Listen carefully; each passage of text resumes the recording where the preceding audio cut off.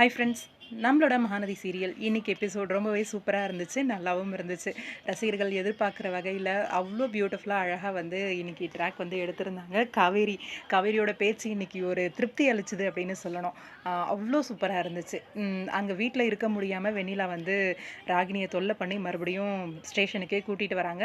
இங்கே கூட்டிகிட்டு வந்தால் காவேரியும் விஜயும் கை கோத்து நின்றுருக்கிறத பார்த்து ஸ்டொமக் பேர்ன் ஆகி கத்துறாங்க. ஒரு பக்கம் ராகினி போய் அவங்க அப்பா கிட்ட வந்து கேட்குறாங்க. அப்பா கிட்ட கேட்டு தெரிஞ்சுக்கிறாங்க ராகினி. ஆனால் இங்கே விஜய் கிட்ட வந்து பேசுறதுக்கு முன்னாடியே என்ன அப்படி காவேரி பண்ண விஷயம் எல்லாமே தெரிஞ்சிருக்கு.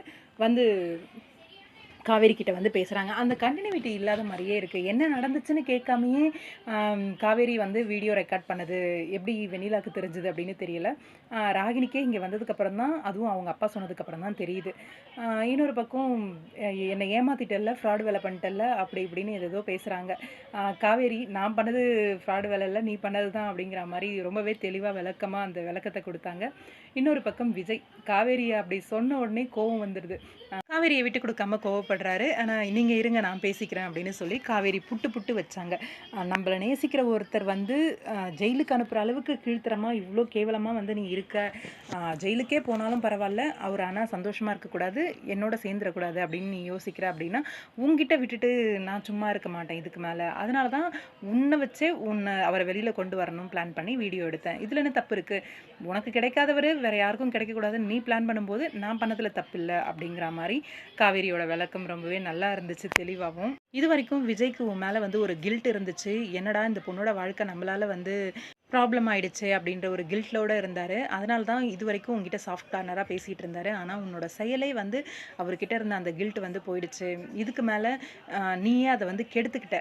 இதுக்கு மேலே அவருக்கு வந்து எந்த ஒரு சாஃப்ட் கார்னரும் இருக்காது அப்படிங்கிற மாதிரி காவேரியோட விளக்கம் ரொம்ப அழகாக இருந்துச்சு. அதுவும் சிம்பத்தி கிரியேட் பண்ணுற மாதிரி பேச போகிறாங்க. காவேரி தடுத்து நிறுத்தி காவேரி பேசுகிறது ரொம்ப சூப்பராக இருந்துச்சு இன்றைக்கி காவேரியோட டைலாக்ஸ் எல்லாம். அதுலேயும் பர்டிகுலராக காரில் வரும்போது காவேரி விஜயோட அந்த டைலாக்ஸ், காவேரியே வெண்ணிலாவாக விலகி போகணும், சிம்பத்தி இல்லாமல் எந்த ஒரு குற்ற உணர்ச்சியும் இல்லாமல்னு சொன்னேன். அப்புறம் என்ன ஆச்சு இப்போ வந்து நிற்கிற அப்படின்ன உடனே காவேரி, உங்களுக்குள்ள ஒரு பூ பூத்துச்சுல்ல, அந்த பூ வந்து இன்னும் எங்கேயாவது இருக்கோன்னு ஒரு தாட் இருந்துச்சு, அதுதான் அப்படின்ற மாதிரி விஜயோட ஃபேஸ் அப்படியே மாறுச்சு. ஆனால் எப்போ உங்களை போலீஸ் ஸ்டேஷனில் உட்கார வச்சாலோ அதுக்கப்புறம் வந்து அந்த பூ எங்கேயாவது இருந்ததுன்னா கூட அதை பிடுங்கி தூக்கி எறியணும் அப்படின்னு தான் தோணுச்சு. இதுக்கு மேலே வெண்ணிலான்னு உங்கள் வாயிலிருந்து வார்த்தை வரட்டுமே, அப்புறம் சொல்லிக்கிறேன் அப்படிங்கிற மாதிரி காவேரியோட அந்த குட்டி பொசஸிவ் ரொம்ப அழகாக இருந்துச்சு. விஜய் வாய்க்கு ஜிப் அப்படிங்கிற மாதிரி சைகை பண்ணது. இங்கே அம்மாவோட ட்ராமா ஒரு பக்கம். அம்மா ஃபோன் பண்ணி காவேரியை வர சொல்லவும், காவேரி விஜய் விட்டு இந்த டைம் போகக்கூடாது, விஜய் கூட இருக்கணும் அப்படின்னு ஆசைப்படுறாங்க. இன்னும் கொஞ்சம் வேலை இருக்குமா, வந்துடுறேன் அப்படிங்கிற மாதிரி பொய்யை சொல்லிடுறாங்க.